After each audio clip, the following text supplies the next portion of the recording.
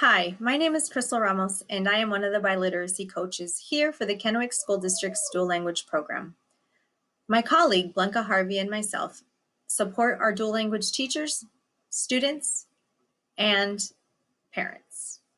The purpose of this presentation today is to give you some information on our dual language programs here in the Kennewick School District and offer some information on our vision, our pedagogy, and our content and language allocation.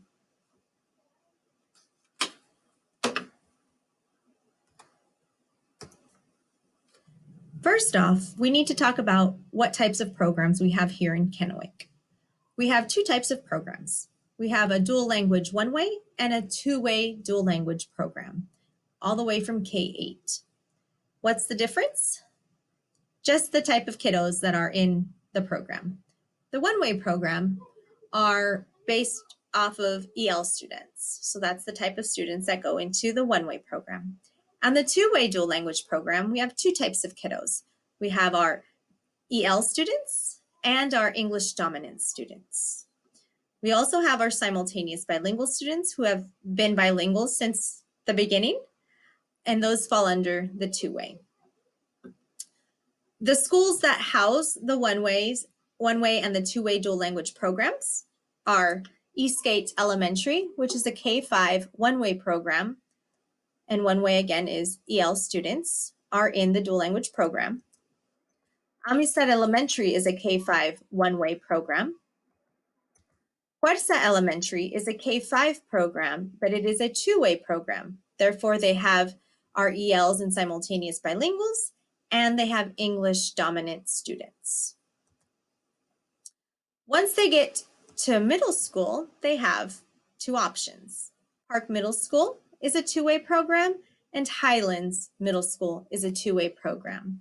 Most of the students from Eastgate and Amistad go to Park Middle School, whereas many of Fuerza Elementary students go to Highlands.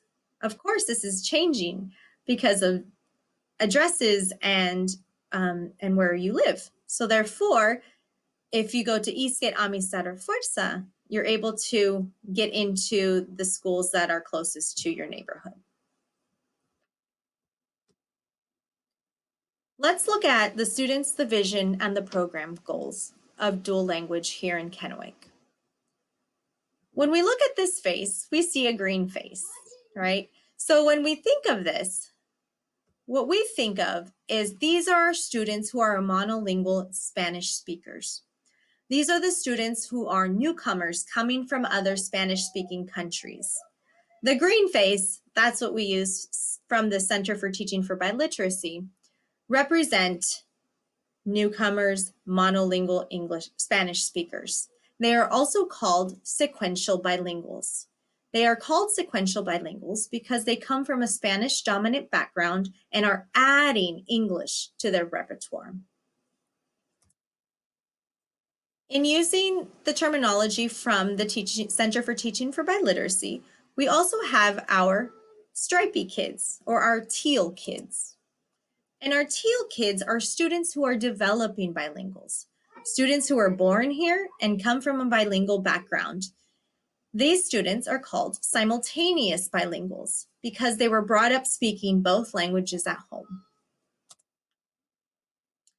Another amazing program goal is that seal of biliteracy. Once completed from K-8, the stamp test is given, and students can receive up to credits for the seal of biliteracy and also credits for high school. The Kennewick School District's vision for the dual language program is a rigorous biliteracy program that develops high linguistic and academic proficiency in both Spanish and English while fostering global competence and global citizenship. Our guidelines, as followed by the Center for Teaching for Biliteracy, is that all students will receive literacy instruction in both languages every day, beginning at the entry of the program. Each language arts class focuses on different standards, not the same simultaneously or stories ever. In pre-K 5, content and literacy are integrated. Students are together for differentiated instruction, but they're never separated. And content, which could be math, science, and social studies, is taught in one language only at each grade level. And this is called the content allocation. In looking at our language and content allocation plan that teachers and the district use to follow is noticed as K5 and K8. We have here K2 really focuses on the integration of social studies with Spanish language arts and math. And this goes for K2. And then in that second block of English, we go into science integrated with English language arts. So again, the integration of content and literacy. After each unit, the bridge happens and it's bi-directional. So it goes from Spanish to English and literacy, and then in social studies and math. And then it also goes from the other side, which is the English to Spanish into literacy and science.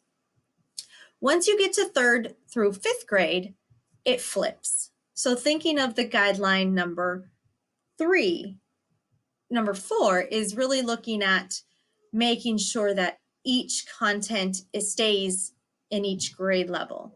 And so in 3 through 5, we really look at, we do the flop, and we do science is integrated now with Spanish language arts. And then for their English block, social studies is integrated with English language arts and math is included. Again, at the end of the unit, the bridge happens, and then it's again bi-directional. It happens from Spanish to English in literacy and science, and then from English to Spanish in literacy and social studies and math. How does the content and language allocation plan help us with our dual language scheduling, especially within a distance learning model? When you notice on the table, you notice there are 2 blocks. We have a Spanish language arts block and an English language arts block. With our ELs and all of our dual language students, a meaningful frame to help with Spanish language arts or English language arts is a must. We know that research states that when students have a meaningful frame or a meaningful context, students will learn things a lot easier. So therefore, when we look at this dual language schedule, we notice that Spanish language arts is integrated with social studies for K2, Spanish is in math, and then the English language arts integrated with science block happens in the afternoon. So there's 2 chunks of literacy happening every day, and that is guideline number 1. The same thing happens for grades 3 through 5. Looking at this dual language schedule that is being used for distance learning, you notice that the same chunks occur. We have our Spanish language arts integrated with science. Then we have our English language arts integrated with social studies, and then math. So the content and language allocation plan provides a framework that demonstrates what content and in what language our students are getting their information from.